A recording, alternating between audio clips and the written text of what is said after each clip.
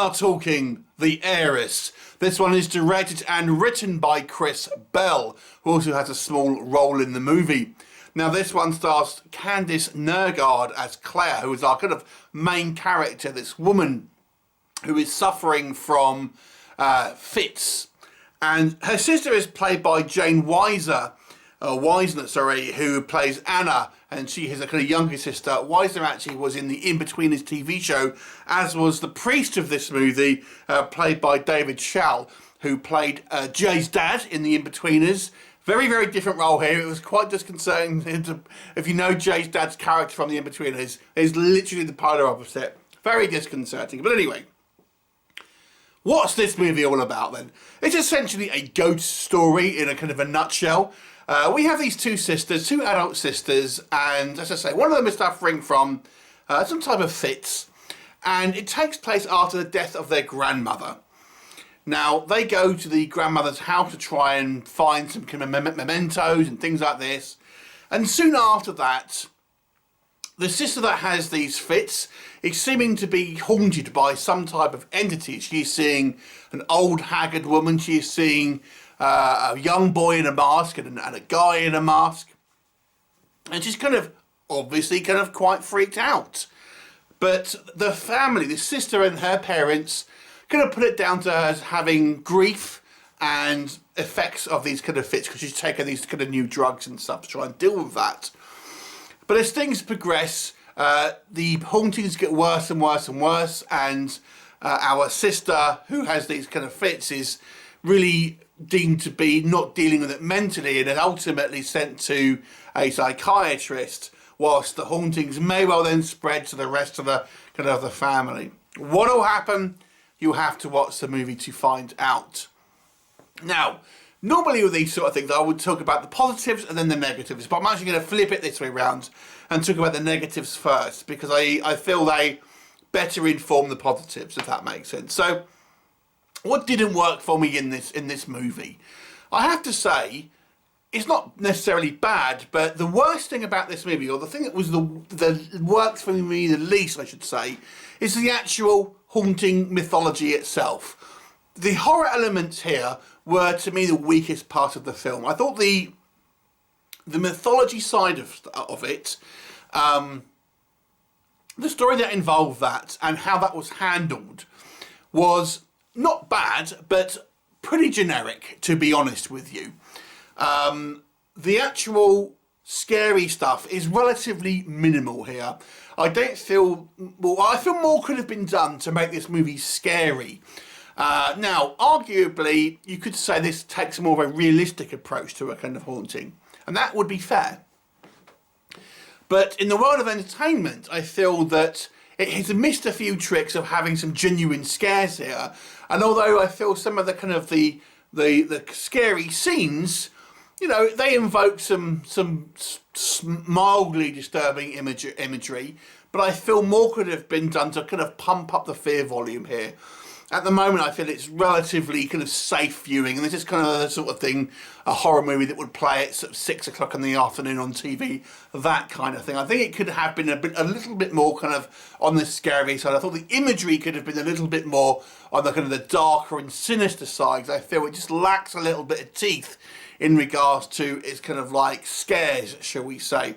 But also the mythology that surrounds what has happened, I didn't think quite worked as well. I didn't feel like it was delved through deep enough, and we're getting some kind of flashbacks about it, but it was the weakest part of the story.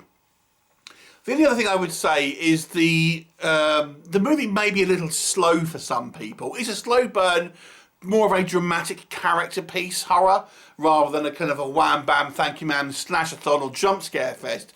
So that will be kind of, obviously, it's not going to be to everyone's taste.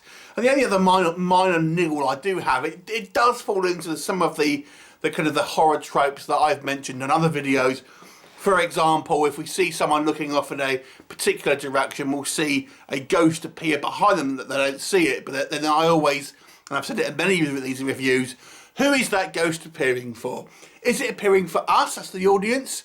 Because obviously the character in the film can't see it, so who is it appearing for when the rest of the time it's invisible? It's one of those tropes that I often kind of comment on in reviews, and it's a lot of the time in horror films, but when you think about it, it really doesn't make any kind of sense. If a ghost is going to appear and show itself, why would it be behind someone when they can't see it? It always bothers me, that little trope. But I want to talk about the positives here. Because boy, has this movie got some positives. This has got to be some of the best acting I've seen in a kind of a lower budget horror movie in a long, long time. The acting here was outstanding from the vast majority of the cast. The lady who plays the main protagonist, is one who has the fits, I thought did an outstanding job. Really sold the fact that she was a woman who was really trying to cover up the fact that she was really desperate for help here, and you really felt, I thought, the way she was kind of playing these fits, and then how she would try and kind of like, you know, not ask for help and things like this, and then but sometimes she would break down. I thought it was fantastic. The acting here was great, but also her sister, who's the slightly less flashy role, I thought did a great job as well. I mean, their chemistry, their interactions seem genuine kind of interactions here. But it doesn't just end there. I think even some of the supporting cast, I thought, do a great job. The guy who plays the psychiatrist really feels like a psychiatrist. The boyfriend, who could have been very kind of one note, this is the boyfriend of the non-affected sister.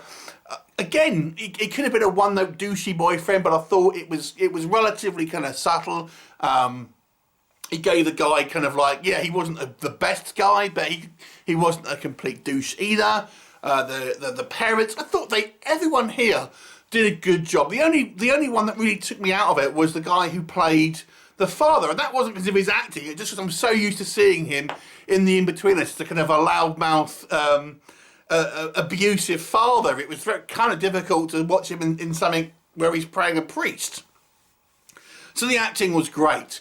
I also thought, even though I thought some of the mythology elements of the horror stuff was relatively generic, maybe not quite as exciting as we would have liked, there are some themes here that I think are really good. I mean, we have a literal argument between science and faith, where we have the priest and the psychiatrist, who are both at odds with one another, trying to help our kind of central protagonist, where she is, you know, having to deal with stuff, and obviously we have the science side versus the kind of like the religious side, and both are at odds with each other, trying to both help her, but coming at it from very different kind of viewpoints. There's also some commentary on family and how, you know, different members of the family will see things differently. For example, both her parents, one's kind of religious and one's kind of a little bit more on the science, but they're kind of odds about what to do with her. And then we see the kind of the dad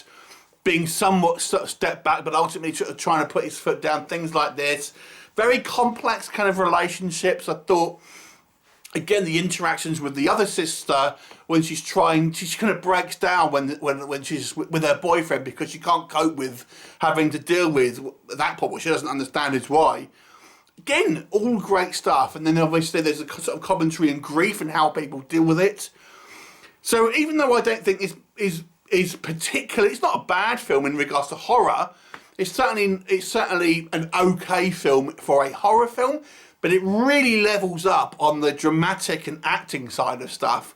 So it's unfair of me, even though I didn't think it was a particularly scary or effective horror film, it's a very well-made film overall, with some really good themes and kind of acting performances here that really elevate somewhat of a kind of a generic horror haunted house movie into a very watchable drama, atmospheric movie with memorable and very likable characters.